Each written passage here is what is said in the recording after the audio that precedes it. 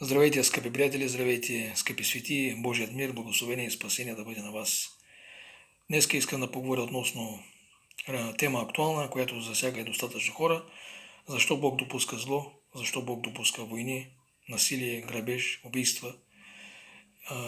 И знаете ли, приятели, всичко принадлежи на Бога. Вселената, земята, и Бог дава тази земя, хората да властват на земята. Но хората не искат да се занимават, не искат да се потопят и да изучават къде е здравото учение, къде е Божието учение, къде е религия, къде е политика. И затова предават тази власт на дявола. И дявол окупирал цялата земя. Затова и се получава този хаос от началото и до сега, до наши дни. Но Бог, тази власт, той ще се върне обратно.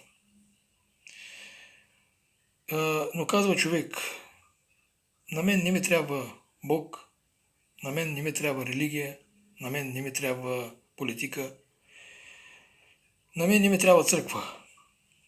Аз не искам да се занимавам с религия, не искам да се занимавам с църкви и с Бога.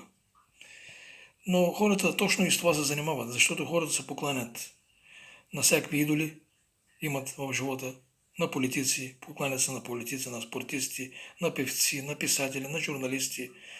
Това вече са идоли. Хората се покланят на всичко възможно, но не на Бога. И затова от началото, от Едемската градина, там и всичко започва. Хората бяха излъгани от дявола. Не искаха да се занимават с религия, не искаха да се занимават с политика.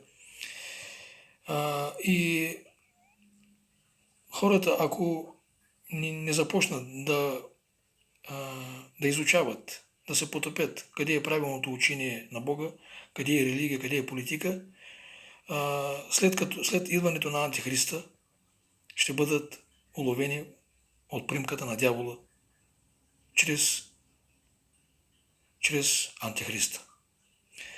Бъдете благословени, скъпи приятели, покайте се и вярвайте в Евангелието на Исус Христос. Амин.